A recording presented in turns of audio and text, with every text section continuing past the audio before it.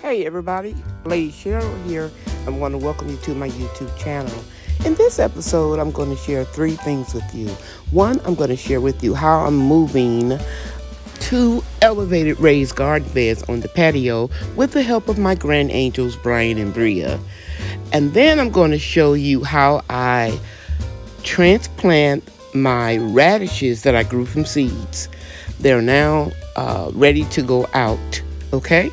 And last but not least, I'm going to plant my tomato bed with the seedlings that I have in the greenhouse currently that you're looking at. And I'm going to put some marigolds and a few zinnias in that bed as well. Okay, let's get started. Hey everybody, Brian and Bria are here helping me today. Hello. Hi. Thank you for speaking. And what they're doing is they're shoveling soil out of that elevated grow box. As you can see, the cement blocks. I keep them there because with the high winds, they start leaning over. And I have bricks up under the legs of the elevated raised beds. But we're going to move them. We're going to take half of the soil out, which I did that one right there, filled up almost that whole big container. And we're going to put it on the patio next to this one. We're going to put both of those on the patio on a concrete foundation so they won't lean and you know, bend with the wind because it's not on solid ground.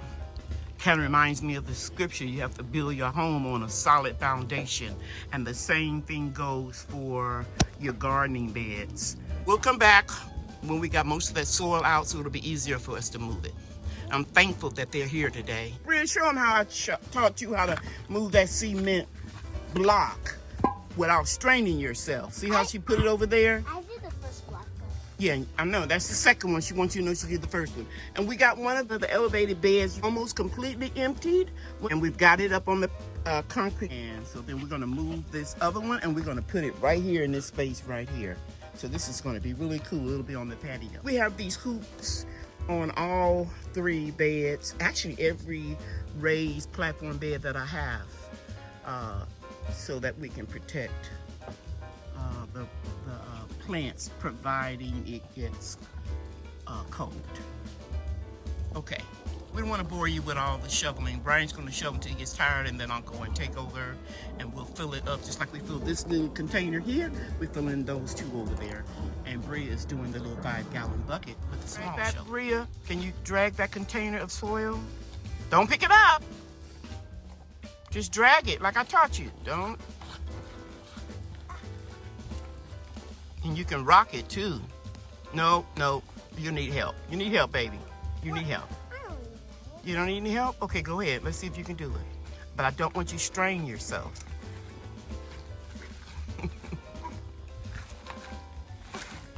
Good job, Bria. Now you're gonna turn it this way and pull it back over there.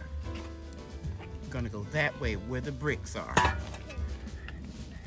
Just kind of rock it until you can get a grip on it and then drag it, but don't lift it up. Very good. Look at that girl. She is so smart. Thank you, Bria. That's let's not waste. That's it. Rock it. Rock it, Bria. Now, Brian, get your little container in the right position, and then make you a plan so how you can shovel that without wasting it.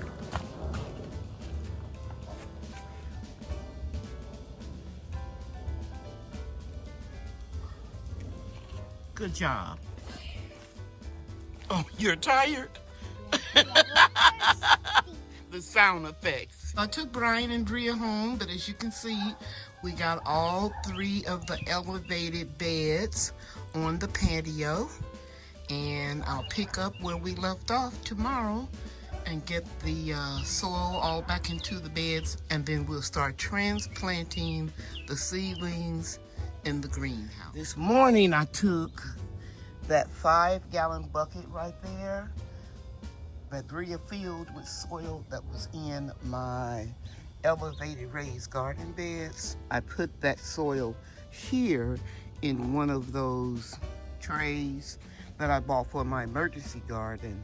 And I was thinking that I don't need a lot of space to grow radishes like I have here. So I'm just gonna put them in this box. While I was putting the soil in here, I always go through it, and this is what I noticed. This is a grub worm. It'll ball up in a circle for a minute to make you think that it's dead, playing possum.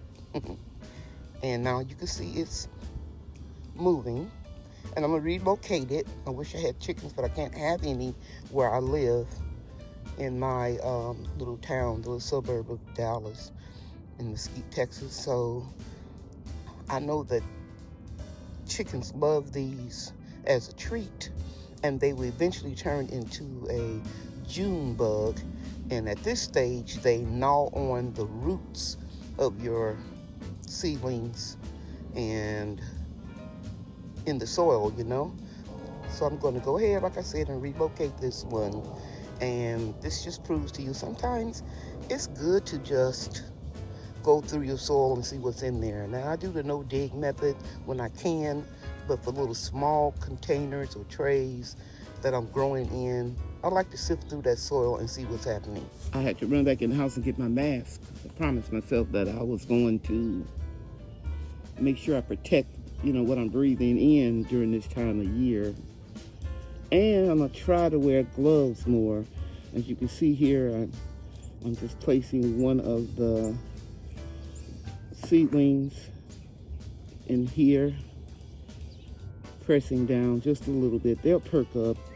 And here we have 3. So I'm going to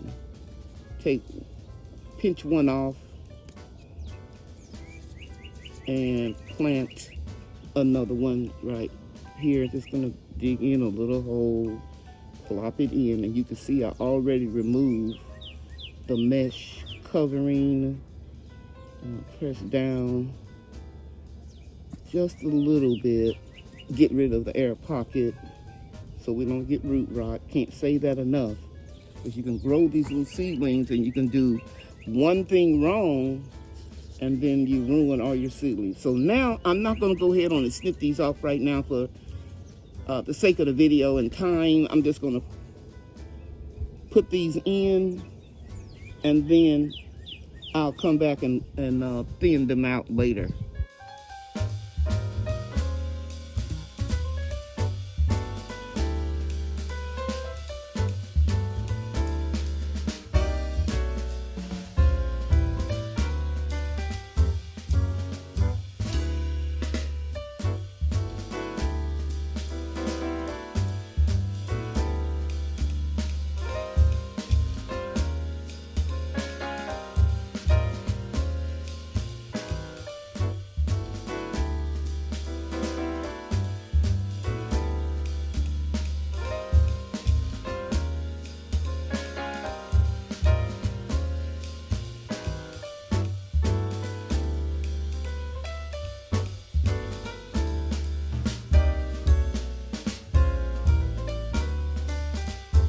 Okay, so here is the overhead shot of this little tray.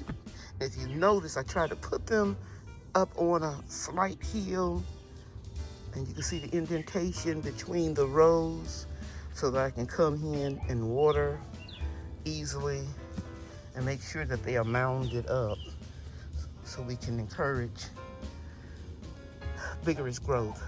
So now the next thing I'm going to do is water them in with comfrey tea, and I'm not going to waste your time having you watch me water.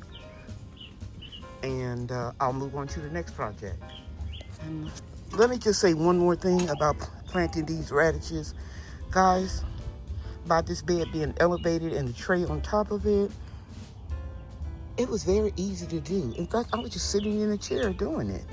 And I am so thankful that I made the decision to start moving everything high off the ground, so I won't be doing bending and stooping. And so if you have, I'm sitting back in the chair, if you have somebody that has limited mobility or health issues like me, or someone that may be in a wheelchair but they have a passion for gardening, get them a couple of these elevated grow boxes, or like those over there on that platform. That's a sawhorse. On each end, they can hold 1,000 pounds. And then I put wood in them that has slat on top of them, going like 1x or 2x6s, so the water can drain down. It won't warp the wood. Let me go over here and show you the strawberries. I'm gonna go in closer to that platform. See there? They can wheel their wheelchair right up underneath that platform and do their weeding, harvesting, planting, whatever they want to do. I just wanted to add that because as I mature, I want to keep gardening, and I'm going to show you how to do it too. This is my 4x8 garden bed that I rested during the winter, and I already added compost as like rock dust, worm castings, and covered it up with leaves, and you can see they're breaking down. And the society garlic, I transplanted a lot of it around the border, and it's coming back to life.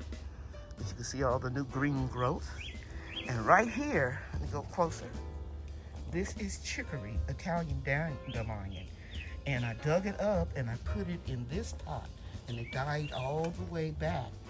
But it's a perennial in my area, so I knew it would come back. But I left some in, okay, just in case this chicory here went into shock. I left a little bit here so that I could make sure I have some, because it was the wrong time of year for me to be transplanting and moving things around. So now I'm going to take my shovel and I'm going to dig all around this root, and I have plenty of room to put it right there in this big pot. Okay, so I'll be back after I dig it out and transplant. Guys, I dug all around the root ball, and you can hear it crunch. Okay, and this is what it looks like when it starts coming back. Dislodge themselves from the root. So I'm gonna plant that one. I'm gonna feel all the way around here. See if I can pull up anything else, and I don't. The soil is super rich. So I'll put this in the compost, and I'll pick this little piece up, and I'll plant this over there with this other little piece that has a little bulb. I'll be back. Okay, I buried that big piece of root, and I put those little sprigs that were sprouting up. And then I'm gonna rake the leaves back, and then I'm gonna start planting my tomato plants here. I'm gonna put cherry tomatoes, beginning of the tomato bed, and I got it all the way out, and I'm going to make sure I'm peeling the soil back.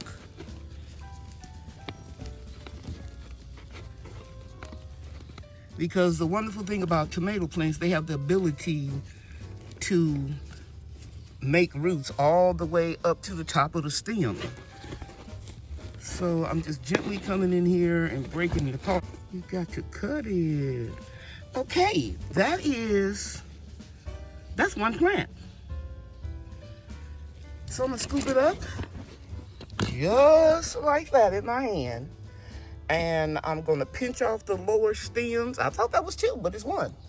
I'm going to put it in that hole. And usually I plant my tomatoes like this, horizontal, because I plant so many. But I'm downsizing this year. So I'm gonna plant them straight up and down, real deep, and pinch off all of these lower branches and pile that soil on top. So I've already pre-dug, and I'm putting the tomato plant down there with all the roots. And it's so moist because all winter long, ever since I cleaned out this bed, I kept watering it. You got microorganisms in there, so you have to keep watering it. So I'm going to press down and pile up soil all around this plant. And here's a banana peel, and I was just opening up the back door and throwing the banana peels out here in this bed.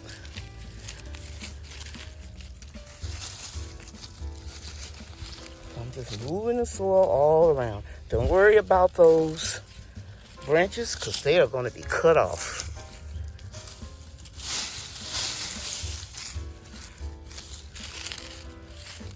And so, let's see. I think I can pinch them.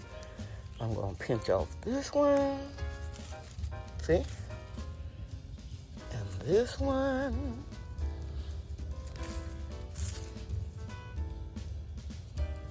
And that's all I need to do.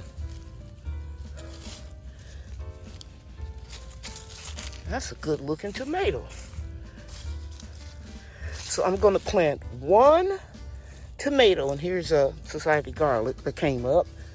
I'll put it right here.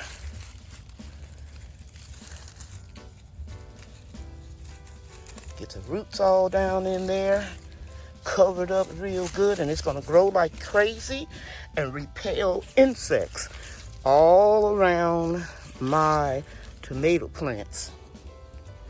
The next thing I'm going to come in here and plant is a marigold plant close to this tomato plant to repel insects.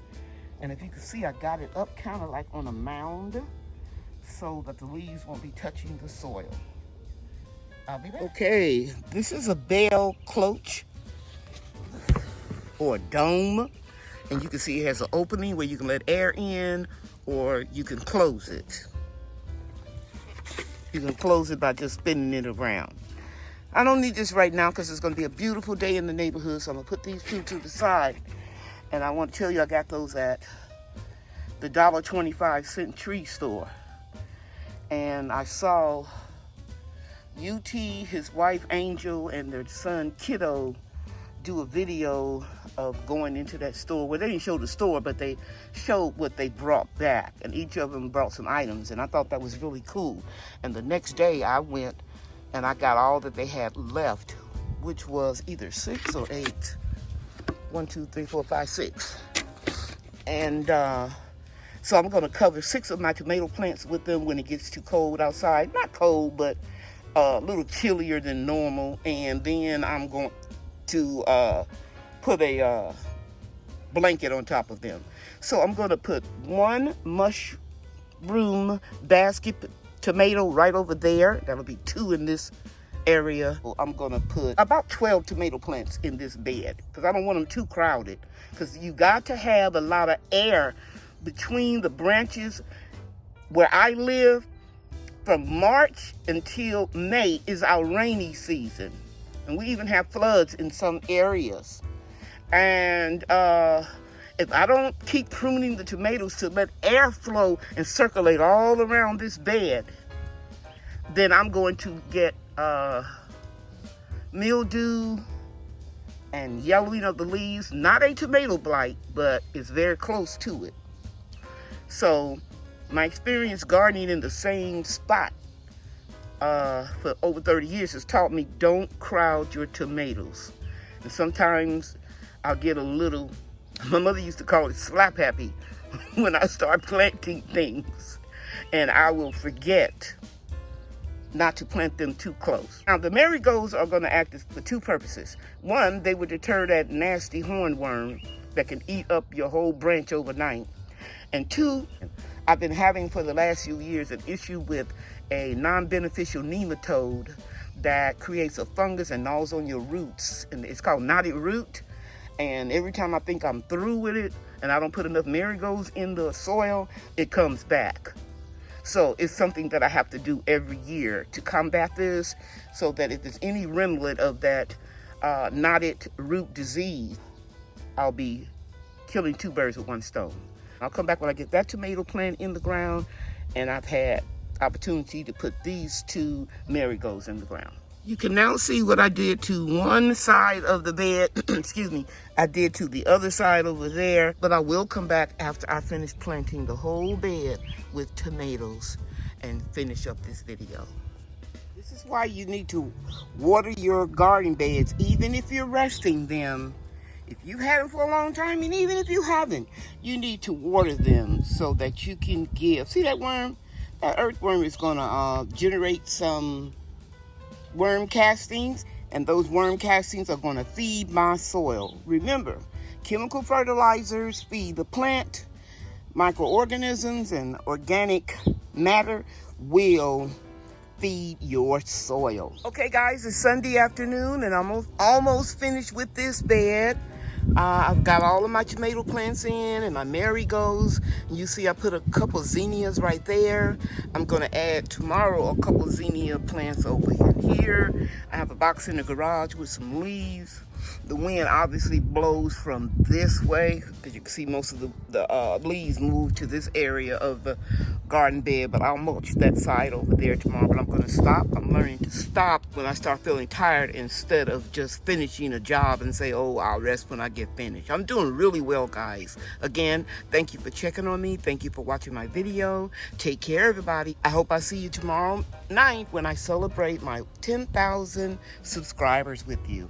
And that'll be tomorrow night, Monday, at 7 p.m. Central Time. You guys know I love you, and God loves you too. Bye now.